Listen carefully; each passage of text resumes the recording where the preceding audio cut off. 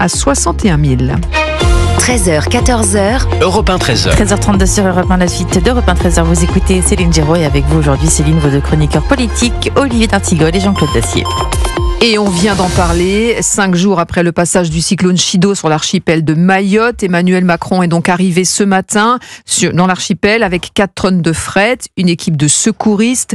C'est une visite très politique, Olivier d'Artigol, pour un président, finalement à la recherche d'un second souffle depuis la dissolution. Et cette crise, finalement, sur l'île de Mayotte est peut-être un moyen pour lui de revenir au centre de l'échiquier. Ou pas, puisque ce matin, Maoré lui dit « il nous faut de l'eau, il nous faut de l'eau ». Et le président répond « dites-moi ce que les services de l'État auraient pu faire mieux ». On se rappelle tous de ses engagements pris au début de son premier quinquennat, sur l'allongement de la piste de l'aéroport qui est nécessaire pour accueillir des gros porteurs, qui c'est tellement utile aujourd'hui pour organiser le pont aérien. On se souvient les engagements sur le second hôpital. On se souvient les engagements sur justement le réseau de l'eau, sur le fait de lutter efficacement contre la crise migratoire, puisque aucun département français ne peut accepter que sa population soit doublée.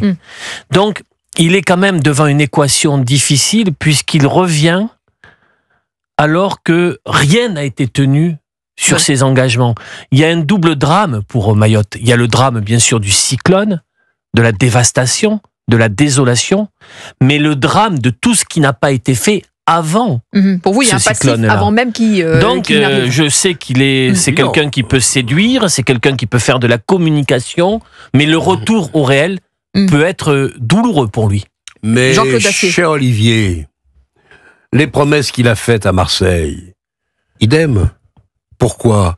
Parce qu'on a derrière la parole politique, même lorsqu'elle est présidentielle, il y a l'administration. Oui, mais là, Jean-Claude, on est sur une tragédie quand même historique. Attendez, vous m'interrogez sur les promesses du président, j'essaie de répondre. Que l'État n'ait pas fait son job, n'ait pas fait le boulot à Mayotte depuis des dizaines et des dizaines d'années, ça fait pas l'ombre d'un doute. C'était le département très éloigné, mais le plus pauvre de France. Et c'est sans doute une bêtise d'en avoir fait un département, parce que je pense qu'on n'a pas les moyens de le faire vivre comme doit vivre un département français. Il fallait sans doute faire autrement.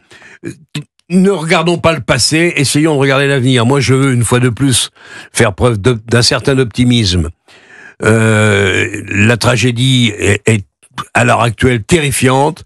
Je pense que les moyens qui sont mis en œuvre vont vite apporter une première réponse, l'eau, le sanitaire, la santé, etc., etc., la nourriture, bien évidemment.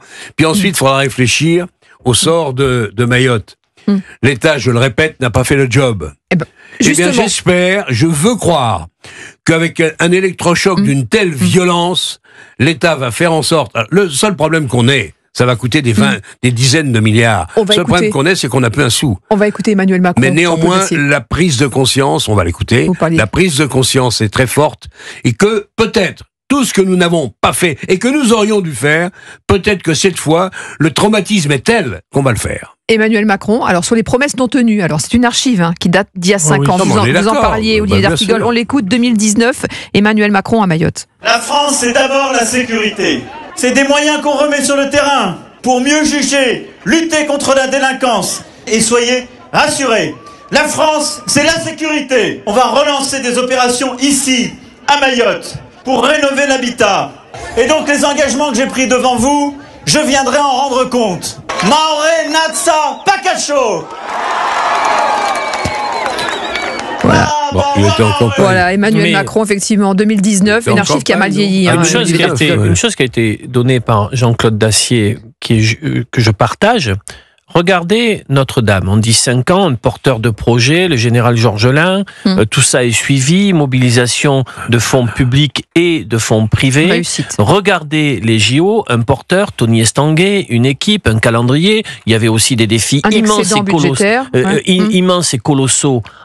Est-ce que nous sommes capables, pour Mayotte, de désigner une personne ressource, parce que Marseille en grand, le préfet de région n'avaient pas les mêmes arbitrages, les mêmes décisions.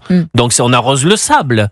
Est-ce qu'il est possible de nommer une personne ressource et de dire en 5 ans, on règle la question à Mayotte dans toutes ses composantes. Parce que Wambouchou 1 et Wambouchou 2 n'ont rien donné. Mais on n'avait même pas le contact avec les Comoriens. De faire sauter tous les verrous administratifs qui asphyxient ce pays. Le boulot est souvent fait, simplement il faut 15 ans. Demandez aux chefs d'entreprise. Mais des verrous, on les a fait sauter. Demandez à ceux qui veulent créer une entreprise. Pour la reconstruction de Notre-Dame, on a fait sauter des verrous. Oui, on les a fait sauter. Pour les JO, on a fait sauter des verrous. Mais on les a fait sauter de la même façon, même si là, la durée de préparation était plus large, plus grande, plus longue. Néanmoins, évidemment, moi j'approuve votre initiative. Nommons un monsieur Mayotte, un responsable. Mais il ne fait que ça. Mais essayons d'obtenir que cette bon Dieu d'administration milite également dans le même sens. Je ne dis pas qu'elle fait mal pour le plaisir de faire mal. Non. Je dis qu'elle est elle-même contrainte à un certain nombre de choses qui font qu'elle doit rendre des comptes, ceci. Regardez, enfin, la justice. Je prends un tout autre exemple. Vient de rendre les grandes bassines, là, comment les appelle-t-on ? Les méga-bassines. Les méga-bassines viennent de les rendre, alors c'est un jugement très provisoire, mais viennent de les rendre illégales. Mais vous vous rendez compte où on en est ? Le juge, qui connaît peut-être un peu le problème des bassines, le problème de la sécurité, il vient dans ce pays on vient de rendre victoire totale des écologistes. Voilà où on est.